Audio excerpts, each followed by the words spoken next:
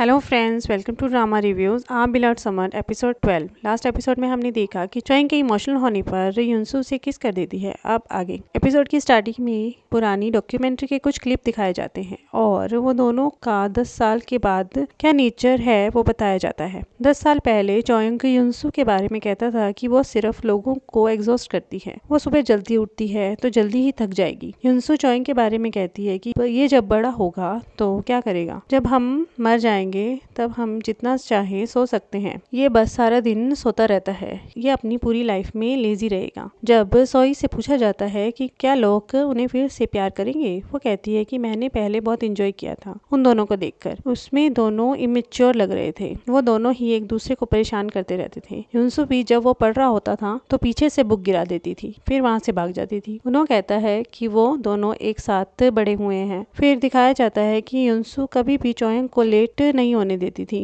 पर चोयंग उसके लिए ब्रेकफास्ट लेकर आता था, क्योंकि उसने ब्रेकफास्ट नहीं किया होता था। वो दोनों बुक भी शेयर करके पढ़ते थे, बस यही हॉबी दोनों की सेम थी। जब जियोंग के बॉस से पूछा जाता है कि 10 साल के बाद दोनों कैसे लगेंगे, वो कहता है कि कैमरा के सामने दोबारा जाना आसान नहीं होगा, उन दोनों के लिए ये मुश्किल रहा होगा। जब चोयंग से पूछा गया था कि उसका आइडियल कैसा होगा, उसने कहा था कि जो काइंड हो, सुंदर हो और उसे बहुत प्यार करे। युनसू फिर पीछे से आकर कहती है कि तुम्हें डॉग को पाल लेना चाहिए। जब ये क्वेश्चन युनसू से पूछा जाता है, वो कहती है कि वो बहुत इनक्रेडिबल होना चाहिए। पीछे से चोइंग झाड़ू लेकर आ रहा होता है। फिर आगे कहा जाता है कि हमने पहले समर उन दोनों को देखकर बिताया था, पर अब वो क्या कर रहे होंगे। युनसू और चोइंग से जब पूछा गया था कि 10 साल के बाद वो दोनों क्या करेंगे, तो युनसू कहती है कुछ भी करूंगी, पर चोइंग को दोबारा नहीं देखना चाहूंगी। यही सेम चोइंग ने युनसू के बारे में कहा था। फिर अब का टाइम दिखाया जाता है। युनसू चोइंग को किस करती है, फिर चोइंग उसे फिर से किस करता है। दोनों घर पर आते हैं। युनसू चोइंग से पूछती है कि तुम्हें ये सब कब पता चला। वो कहता है मुझे ठीक से याद नहीं है, पर मुझे हमेशा अकेले रहने के ड्रीम आते थे। एक रात जब मैं उठा तो मेरे पेरेंट्स फोटो देखकर रो रहे थे, वो तब हमेशा दुखी रहते थे। जब मुझे बुरे ड्रीम आते थे, ड्रीम में मैं डैड चिल्ला रहा होता था और बहुत रो रहा होता था। मेरे ये पेरेंट्स मेरा बहुत ध्यान रखते थे, मुझे बहुत प्यार करते थे, मैं कभी अकेला नहीं रहता था। बस यही है कि मैं बहुत लकी हूँ कि मुझे इतने अच्छे पेरेंट्स ने गोद ले लिया। युनसू पूछती है कि उन्हें पता है कि तुम ये सब जानते हो। चोइंग कहता है कि मैंने उन्हें कभी ये सब बताने की जरूरत नहीं समझी। युनसू कहती है तुम बहुत अकेले हो गए, तुम अपने आप को कैसे दिलासा देते रहे होगे। मैं तुम्हें कंफर्ट करना चाहती हूँ, पर नहीं जानती कि कैसे करूँ। चोइंग कहता है तुम ऑलरेडी मुझे कंफर्ट कर रही हो, तुम मेरे साथ हो, मेरी स्टोरी सुन रही हो। फिर चोइंग सोने लगता है। युनसू कहती है कि जब तक तुम सो नहीं जाते मैं यहीं रहूंगी। चोइंग कहता है मुझे नींद नहीं आती थी, पर जब तुम मेरे साथ होती हो तो मैं सो जाता हूँ। चोइंग सो जाता है। युनसू उसे देखती रहती है। सुबह चोइंग के पेरेंट्स वापिस आ गए थे। उनका फ्रेंड और नीबर उनके पास आकर कहता है कि तुम कितने दिनों बाद वापिस आए हो, तुम मुझे भी ले जा सकते थे। चोइंग के फादर कहते हैं कि तुम हमेशा बीच में क्यों आना चाहते हो, हम कुछ दिन छुट्टियां मनाने गए थे। तभी जियोंग वहां आकर पूछता है कि आप कब आए। फादर कहते हैं कि हम कल रात को आए, और पूछते हैं तुम इतनी जल्दी ऑफिस क्यों जा रहे हो। वो कहता है मैं ऑफिस से आ रहा हूँ, चेंज करके वापिस ऑफिस चला जाऊंगा। अंकल कहता है कि मेरी शॉप की कभी फिल्म बनाओ। चोइंग की फिल्म क्यों बना रहे हो। फादर कहते हैं कि जियोंग तुम जाकर रेस्ट करो, और अंकल को कहते हैं कि मेरा बेटा बहुत फेमस है तो हमेशा टांग मत अड़ाया करो।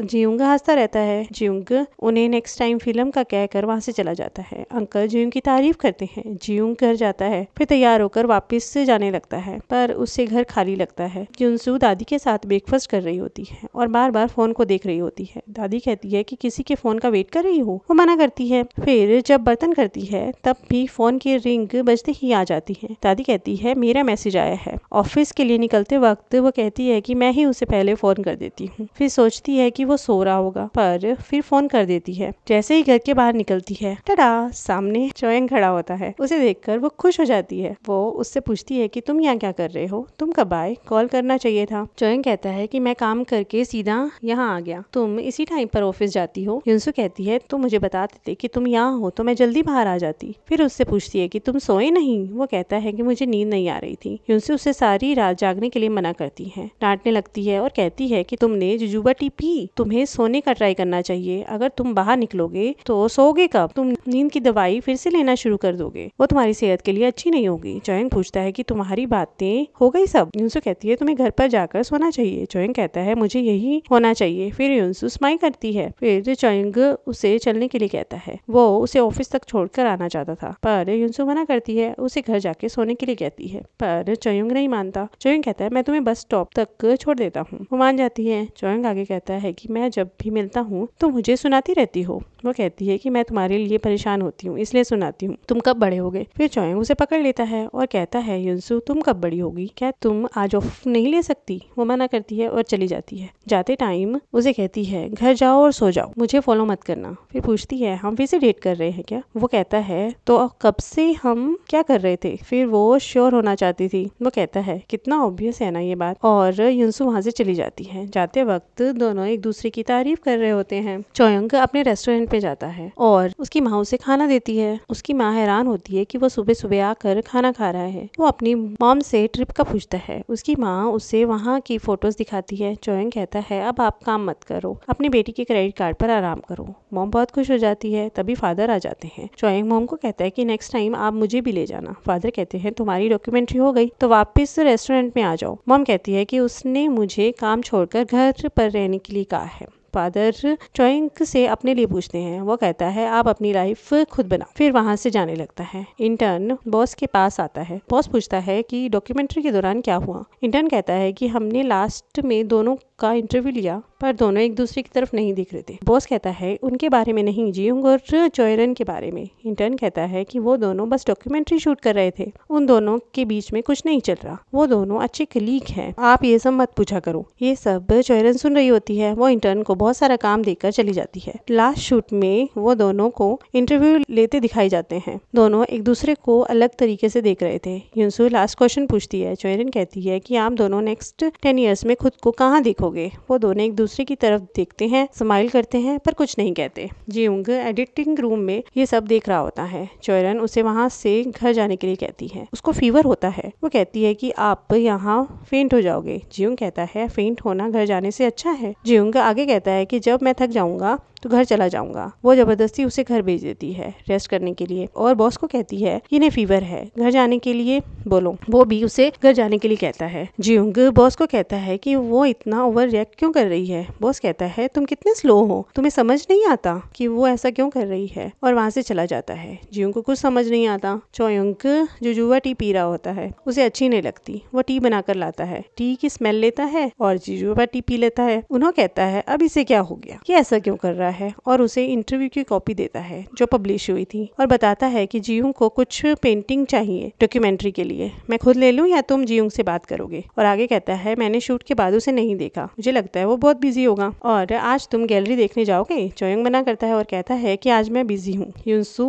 मीटिंग में होती है, सबको काम देती है और सब बाहर चले जाते हैं। वो चोयंग को मैसेज करके डिनर का पूछती है, पर चोयंग मना कर देता है। कलीग्स उसे बाहर से देख रहे होते हैं। जियोंग घर जाता है, उसे घर खाली लगता है। वो वहाँ जाकर सो जाता है। चोयंग जियोंग को कॉल करता है, वो पिक नहीं करता। वो उसके घर चला जाता है, पर जब चोयंग बेल बजाता है तो जियोंग गेट ओपन नहीं करता। चोयंग अंदर चला जाता है और उसका फीवर चेक करता है, उसके लिए मेडिसिन रखता है। जियोंग उठकर देखता है और कहता है तुम यहाँ क्या कर रहे हो। वो कहता है तुम्हें फीवर है, उसे मेडिसिन देता है और कहता है तुम्हारा घर कितना खाली है, तुम बीमार क्यों हो। वो कहता है कि काफी दिन से ऑफिस में था, इसलिए शायद बीमार हो गया। फिर उससे पूछता है तुम क्या कहने आए हो। चोयंग कहता है कि युनसू हमें फिर से डेट कर रहे हैं। जियोंग कहता है कि अब मैं तुम्हें कांग्रेचुलेट करूं। वो कहता है कि बस मैं तुम्हें सबसे पहले बताना चाहता था, जैसे मैंने पहले कहा था। जियोंग कहता है पर मेरे पास तुम्हें कहने को कुछ नहीं है, और उससे जाने के लिए कहता है और खुद सो जाता है। चोयंग वहीं बैठा रहता है। युनसू के पास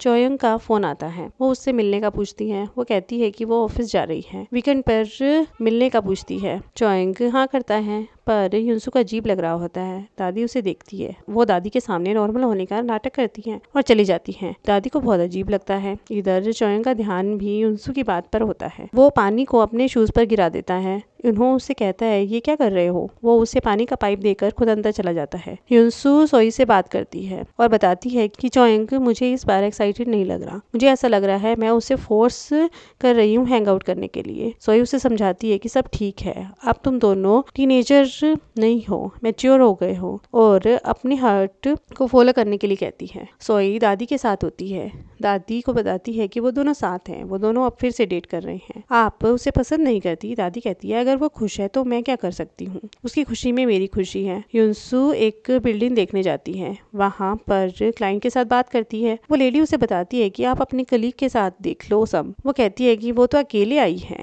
लेडी कहती है वो लड़का तुम्हारे साथ नहीं है। वो देखती है वो चोएंग होता है। चोएंग कहता है वीकेंड का क्या वेट करना। युनसू कहती है कि ये कभी चेंज नहीं हो सकता और उसे हक कर लेती है। फिर थोड़ी देर का कहकर चली जाती है। वो लेडी युनसू को सब बताती है। चोएंग हर जगह उसके पीछे होता है। इधर जियुंग और चोयरन एडिटिंग कर रहे होते हैं। वो बार बार जियुंग का फीवर नोट कर रही होती है। युनसू काम खत्म करके चोयुंग से मिलती है। चोयुंग स्नैक्स लेकर खड़ा होता है। युनसू उसे कहती है कि हम डेट पर हैं। चोएंग उसे देखता रहता है। युनसू उसे किस करती है और चोएंग उसे हक कर लेता है। फिर किस करता है, दोनों खुश होते हैं। एनजे जियुंग से मिलती है और चोएंग का पूछती है कि आजकल वो फोन ही नहीं भी करता, डॉक्यूमेंट्री के बाद वो ज्यादा बिजी हो गया है, मैं उससे बात भी नहीं कर पा रही हूँ। जियुंग कुछ नहीं कहता। वो जियुंग के साथ डिनर करने जाती है और उससे पूछती है कि तुमने ऐसा लुक क्यों दिया जब मैंने तुमसे पूछा चोएंग के बारे में। वो कहता है क्या लुक। एनजे कहती है कि तुम्हारे लुक से ऐसा लग रहा था जैसे कि चोएंग ने मुझे रिजेक्ट कर दिया हो। जियुंग कुछ नहीं कहता।